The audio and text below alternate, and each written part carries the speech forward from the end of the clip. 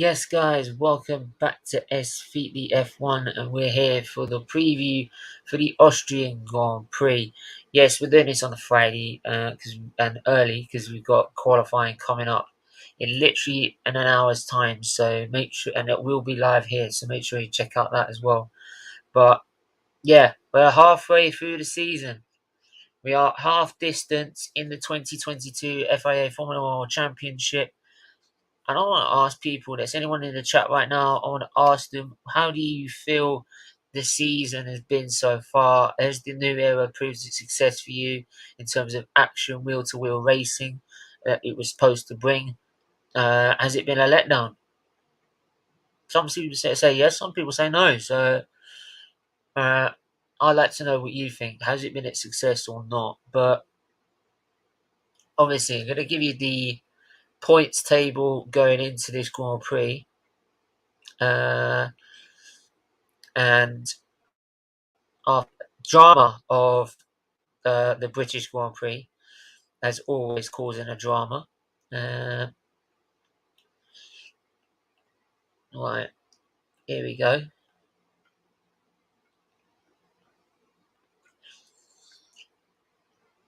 So, after 10 rounds of the Formula One Championship, after the British Grand Prix, we have Max Verstappen in first place on 181 points, with his teammate next to him on 147. Shows how Ferrari have been making too many mistakes so far this season. We will be doing a paddock gossip to look at that in more in-depth detail on Tuesday. Hopefully Tuesday, once I feel better enough.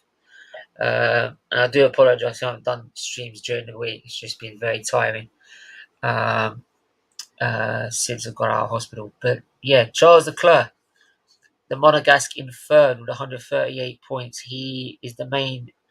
Those Perez second, they're counting Leclerc as the main title rival. And I can see why, because Perez ain't going to fight Red Bull. Aren't going to give him an equal share, are they? Come on, let's be honest. But yeah, he's what now, 43 points away, 43 points away from Max Verstappen, so nearly 2 victories away from Max Verstappen right now. So he could really do with a race where he's winning and then Max Verstappen retiring, which was probably why Leclerc was angry after the British Grand Prix result, where he could have ended up winning the Grand Prix had he pitted from the lead. At the same time, Carlos Sainz did under the safety car.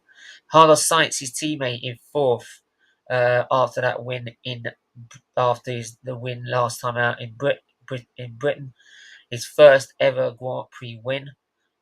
George Russell is now fifth, with Lewis Hamilton back in sixth on 93 points. So close to winning that British Grand Prix.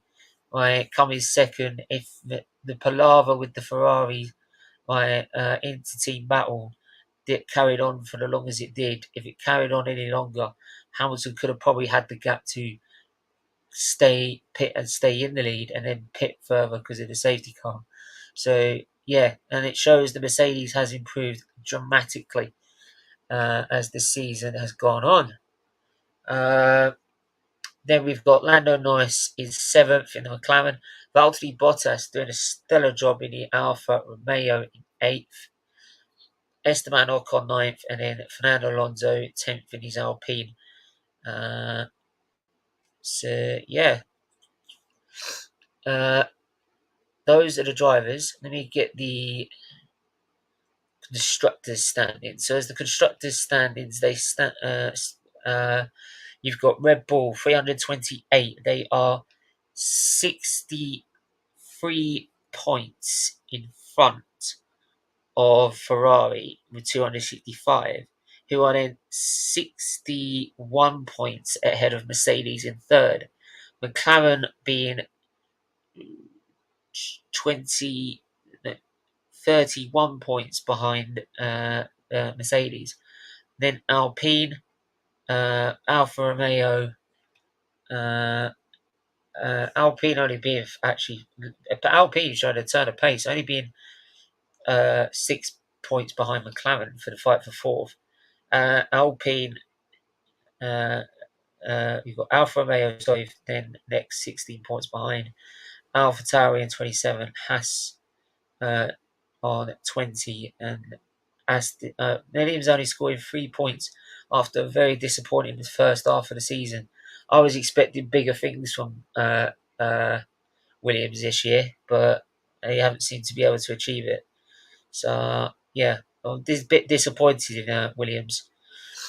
But bring you the latest news, shall I? So after free practice one, only 2 practice sessions. This is a sprint race weekend. So we've got we've got FP1. We've got FP1. Sorry, where and then we've got the qualifying literally in half an hour. Then there will be a second practice, I believe, before the sprint race, which will be tomorrow on Saturday, and then we've got the actual Grand Prix on a Sunday. So very busy weekend, and we'll bring it all live to you. The qualifying, the sprint race or sprint qualifying, whatever you want to call it, tomorrow. We'll bring that live. The race we'll bring live. We'll do a review afterwards. We'll also be doing a qualifying watchalong as well in half an hour. So yeah, make sure you are tuning in. But I'd like to see what Mercedes can do so far. If we look at FP1, it showed that George Russell was in third, Hamilton in fifth, so he's 6 tenths away from Max Verstappen in the Red Bull. So they're up there again. To be fair, it's good to see Mercedes are back up there. They need to provide a lot more if they're going to start challenging more for wins and be able to take the fight to Ferrari and Red Bull. But at least they've got their car up there and fighting amongst the runners. Because at the beginning of the season, we were only thinking of 5th and 6th at best. And even then, some of the midfield teams were catching Mercedes. So it's good to see that this package they bought from the British Grand Prix does seem to work, and the Mercedes seems to be a lot better car than it was. So, and not forgetting the next Grand Prix, France, Hungary, they've always been a good circuit for Mercedes. That doesn't guarantee Mercedes are going to be at the front of the grid. It doesn't mean Mercedes is going to be in front of the grid in those races, but they are expected to be a lot better. Don't forget, though, people saying they're favourites for those, it is one of their better circuits. Don't forget that was in a generation of cars that are unlike these cars, so we don't exactly probably know if they still fit their car, if you know what I mean. So, but I like to ask what people make of these sprint weekends. Do you like the sprint weekend? Do you think it's bringing something extra Formula One? Do you disagree with them? Do you want it just the more traditional qualifying on Saturday, race on a Sunday? Right, I think it provides more entertainment trackside for people going to the Grand Prix. But what do you make of it? I'm not too keen on the idea, to be honest. I've always been a more traditionalist of having qualifying and then the race. So yeah, for me it doesn't quite. It doesn't really make sense. For me, I just don't really like it, to be honest. Other news: Bottas is to start the Austrian Grand Prix from the back of the grid after a power unit change. The new Ferrari power unit will see Alfa Romeo's start at the back of the grid for Sunday's Austrian Grand Prix. So he will not take the penalty during the sprint race. He'll be taking the penalty for the so basically right. unlike last season where Brazil, Hamilton took his penalty, took his engine penalty during the sprint race, right? This season, they've now changed it that these penalties will not put him at last for the sprint race; they'll put him last for the actual race itself.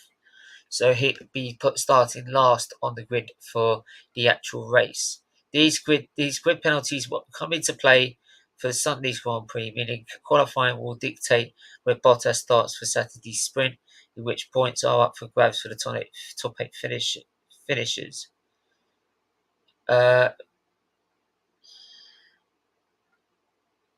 Right. Anyone else? Lando Norris has also taken a host of the new power units for this weekend's race, but the driver hasn't exceeded the allocation of his allocation of parts, and therefore will not be penalised. 4 other drivers, Bottas, Max Verstappen, Charles Leclerc, and Zhou, have taken a new gearbox for this event, with none of those drivers to receive a penalty. So there you go. Right. So yeah. So those are the updates in terms of driver penalties for you. I'm going to bring you circuit now as well. It's very short circuit as well. Very easy to remember, to be honest. Right, so the Austria ring used to go from turn 3 all the way out and then back through turn 4, I believe.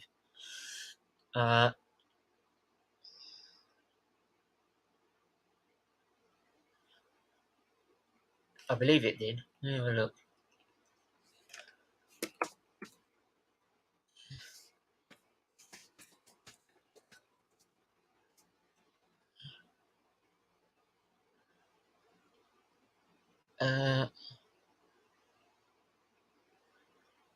Just trying to see how it used to look like.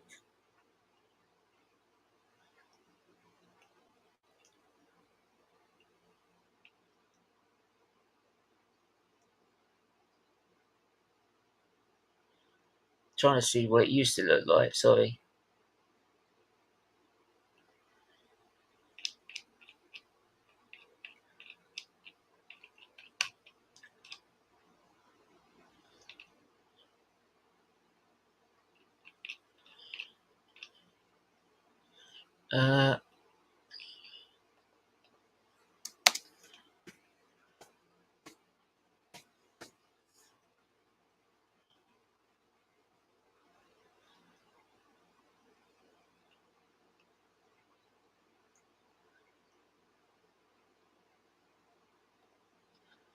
Right, so its first Grand Prix was in 1970. Right. 1970. Right. So this is how the circuit used to look like back in 1970. Let's have a look. No, not that one. This one. That's how the circuit used to look like. So you can still see where it goes around in like a horseshoe curve. So you got turn 1, and it's an easy flat. What would be easy flat now. Instead of 2 corners, it used to be 1 curve, Joachim curve there. There's a little curve there before coming into that turn. Don't forget, if you're in a lot less downforce cars, which these cars were in 1970, these probably would affect the track more. So, see, look, you can see, right, this is how it looks now. So you've got turn 1, Remus curve, Grosser, the power horse, Nicky Lauda curve here. So that's chicane before heading off to the Joachim curve. That's now the Nicky Lauda curve. Turn 9 back onto the front straight, and you can see where it used to go all the way around here, and then after in 1977 they put a little kink little chicaning to slow the cars down. So it's nice when you see those things, how they develop over time. But most of the circuit is still in use from the old circuit, which is kind of what I like, because then you're driving on history. So there you go. So I'll bring back the information on the actual disc Grand Prix. Right, 4.3 miles is the circuit length. Let me just get a drink.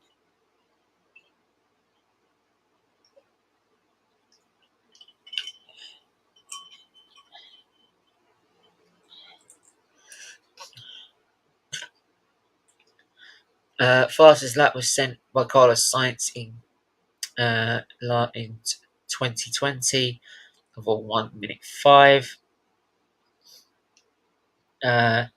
71 laps around this circuit. It's quite a very fast flying circuit with probably two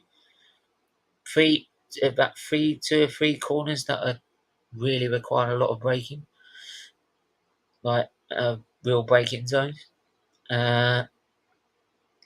You probably aren't going to get moves down into turn one usually. Very rarely do we see it. So the main moves you usually see is what turn one does. It sets you up for turn four. It sets you up for an overtake into turn three, where, as you can see, turn three is obviously where the red and blue line meet. And then if you can't get him back there, you can. And what's nice about trying to overtake in turn three, the DRS detection zone usually comes up before you pass your opponent. So when you go round turn three and then back on the power, you're then hitting the next DRS zone, but you will have the DRS on your teammate, on the driver you overtaken, rather than the guy in front of you having it. So those are usually the two spots. So turn three and turn four is where you're probably going to see most of the overtaking. And obviously it can be quite frantic going into turn one as well. We've seen many of accidents. Coulthard spun his teammate out in 1999 at turn three. You had Kimi Raikkonen and Alonso's accident in 2015. So yeah, if there's too many cars in one place, could cause a lot of carnage. Turn one could cause a lot of carnage as well. I think it did. Don't forget that Sebastian Vettel and Leclerc at turn three.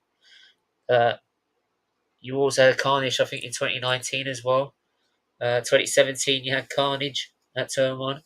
So yeah, if drivers aren't careful going into the first corner, could cause a lot of problems. Could cause a lot of problems for yourself.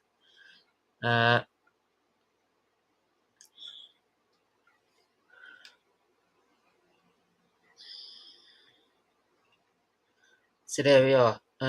Total race distance of 306 kilometres. Obviously, each circuit has got to go over 300 kilometres, unless you're Monaco. So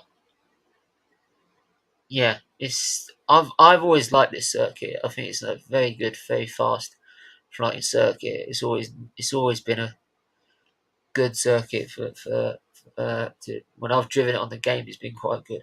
Speaking of which, I was supposed to be doing circuit guides. Once I feel good enough and well enough, I will try and put some of those circuit guides out, because I really want to do those. I'll at least do Monaco, Britain. Yeah, out of the ones we've had, Grand Prix we've had already. Monaco, Britain, Miami. I think I'll do. So reminds me, I've got Miami Grand Prix coming up as well tonight. Beautiful. Trying to learn that circuit. It's gonna be fun. I might even do live streams of actually me trying to master that circuit if you're not careful as well. Easy to set up on the PS5. But anyway, like I was saying,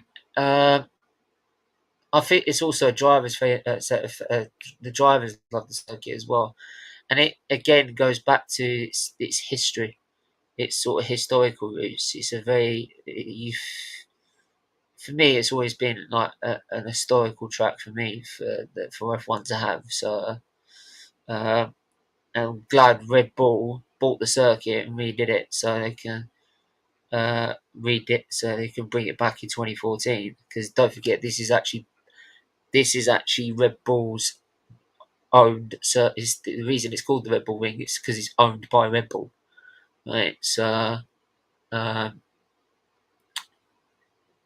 so yeah, it'd be great. It's great to have that. The fact that we've got this Grand Prix back on the calendar because it disappeared after 2003.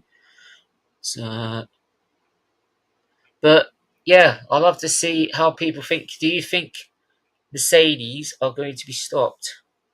Do you think Mercedes, Red Bull are going to be stopped on their home turf? That's a good point. Think Lando has podium finish in this weekend, about to lay some pounds. Uh, uh, I think look, he could do. If he has a really good weekend, big up Retro Game Planet for tuning in.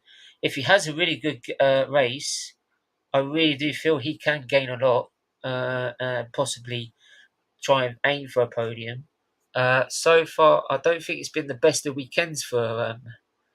It's been the best of weekends for McLaren so far. We'll just have to see. And it also depends where you finish. This qualifying sort of sets you up for the rest of the weekend because it's like sprint race. Like if you do badly in qualifying, you're in the wrong position to start for the sprint race, which means you spend most of the weekend trying to recover the spots you should be in, recover to the spot you should be in. So, and that's over the sprint race, which, to be honest, like unless you have a significant car advantage, you could end up stuck in a DRS train. Uh, and then you've got the actual Grand Prix itself, and then you've spent most of the weekend trying to catch up to a position you should be in. So qualifying to this today is very key to how your weekend's going to go throughout the sprint race and into the race. So if I just look at FP1's result, oh yeah, fuck, they didn't have a good session at all. What was going on there?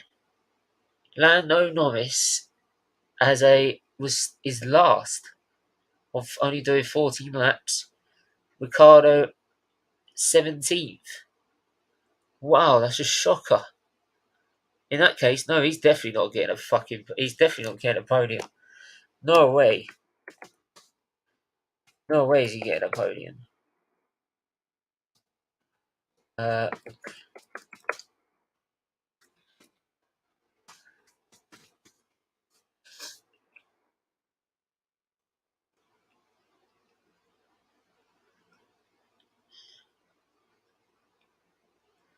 uh,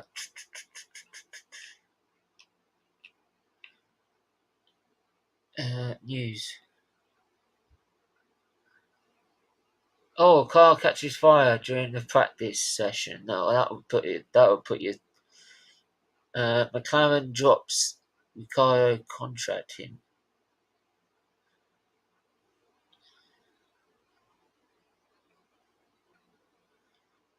And this is also at a time where McLaren have just released their £300 million new HQ, and its high tech hub dubbed F1's own sort of NASA control room to control the race. Well, they weren't controlling it very well in practice, were they? Jesus, what is going on there?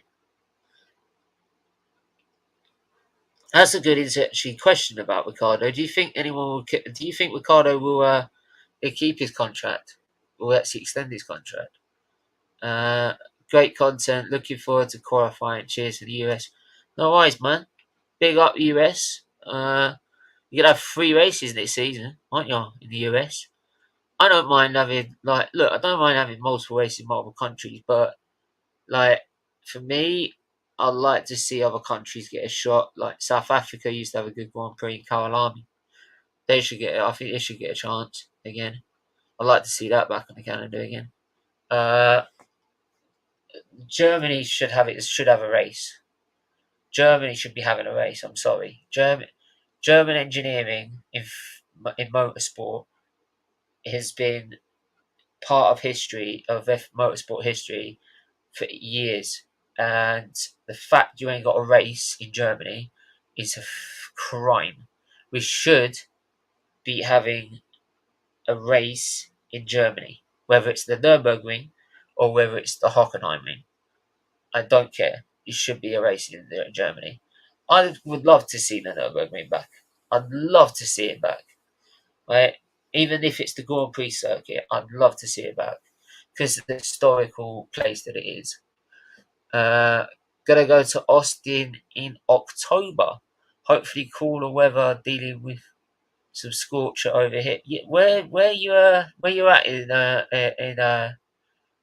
America right now? Because like we went to Florida around about this time, like June or July. Fuck me, it was like warmth.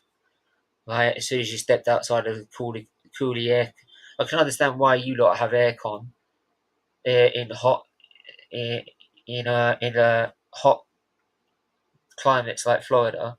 I can see why you lot need aircon in your houses, because literally, I walked outside, bleh, warmth, like and anything with ice. Like I literally, what I did was I got the ice machine and I filled my ice machine full of ice. I didn't put a drink. I didn't put a drink. I didn't put anything in it. I just left it full of ice. So I know even 10 minutes outside, I'd have a drink. Literally 10 minutes.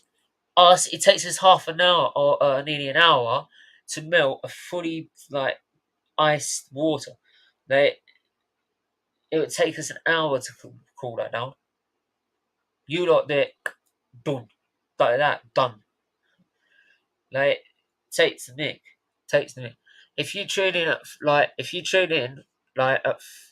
3:45, I'll show you what you mean. I'll show you what I mean. Like, because I'll get one out of the freezer.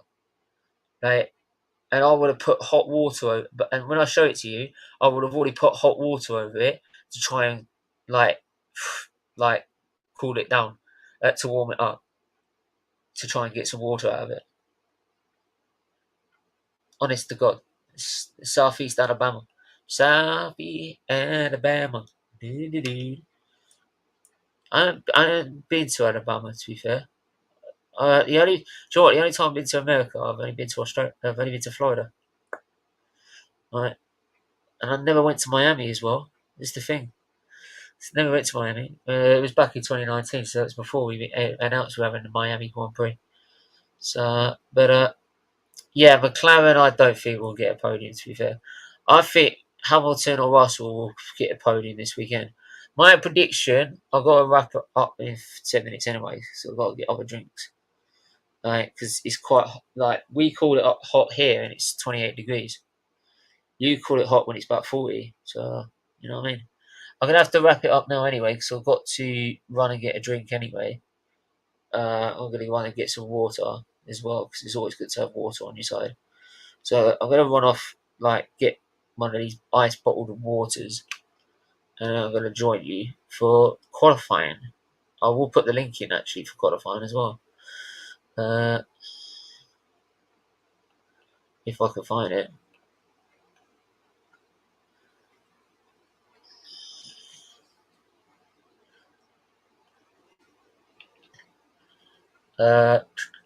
Upcoming streams. There you go.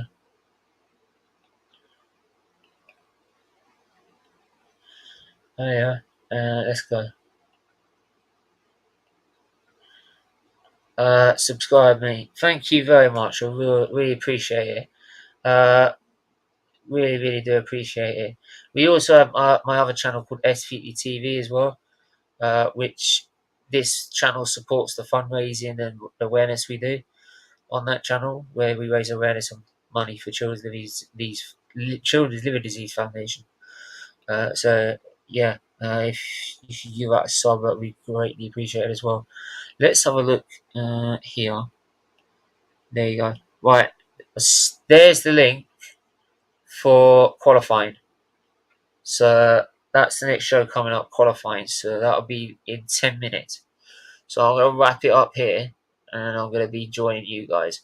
So yeah, going to be good. I think it's going to be a good weekend, despite despite having the weather should be clear for this weekend.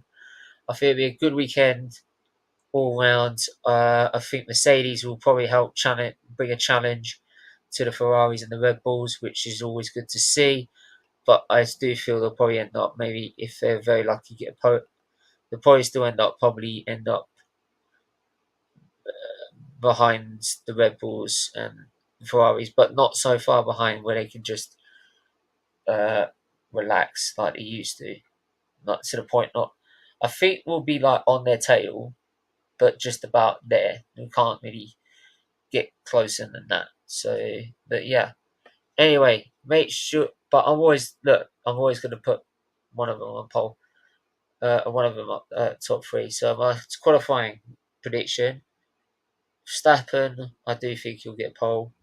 Leclerc second. Sainz third. And I think Hamilton fourth. Russell fifth. Perez sixth. Sprint race will be. I think Leclerc will outdo Max. Leclerc will get it. Max second, and then Hamilton, I would say third. But then Hamilton will get fourth in the actual Grand Prix itself, and the Grand Prix itself, I think I do see Max winning that. To be fair, Leclerc second, and then Sainz third. So there's no inter-team play, that is. But yeah, we're going to leave it there. Make sure you hit the like button, hit the subscribe button. I've sent the link, put the link in the chat for the next stream. Make sure you're over there, because I'll be doing that as well. Until then, stay safe, stay well, and I will see you soon. Bye-bye, guys.